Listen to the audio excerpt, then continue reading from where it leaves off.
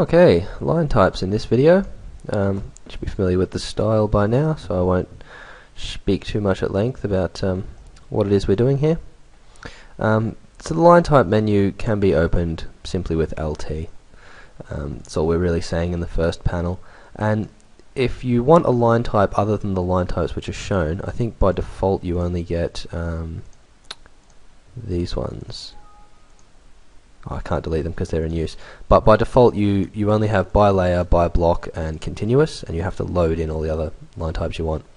To do that we just hit load and we can grab anything from these ranges. So they've got a few trippy looking ones like tracks, handy if you're ever plotting train maps. If you're ever planning out a house, you need gas lines or hot water. That's all here. I'm sure you can figure out which ones you need to use.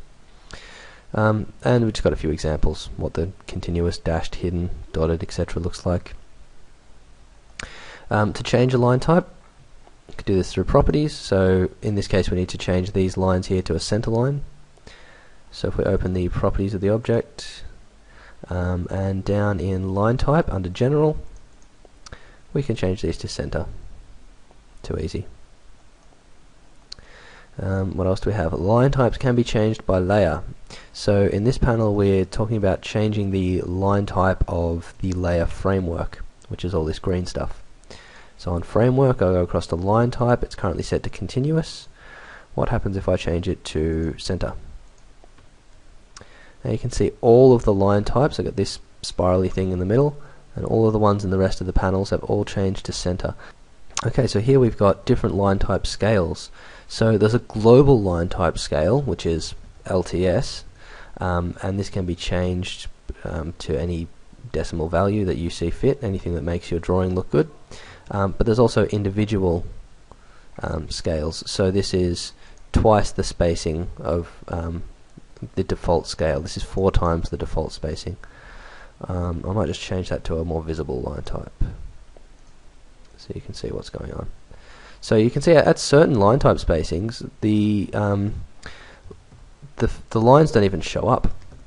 I have to shrink this down for these different factors. So now factor 2 shows up and it's very large. Factor 4 still doesn't show up at all.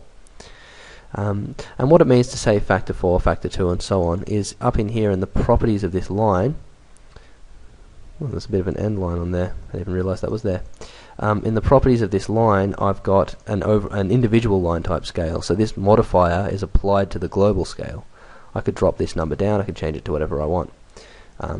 So there's two ways to change line type scale: individually for each line under properties, and globally with LTS. We also have Lineweights in AutoCAD, so that menu can be opened with LW, or you can use this button down here to turn on display line weight. With line weight shown, we can see the variation in all of these. So these all have different line weights up in their properties, but without it being displayed, these will print in different thicknesses, but they won't show up in our space without different thicknesses. With the line weight menu, you can change the thickness of each line, how thick it is visibly, and also what the default line type is. And lastly, in this brief set of panels, we can change the line weight by layer as well. So I can go into framework and change the framework line weight to something huge. There we go. So now it plays around with the text. So the text gets a bit hard to read when you bump up the line weight of the layer it's on.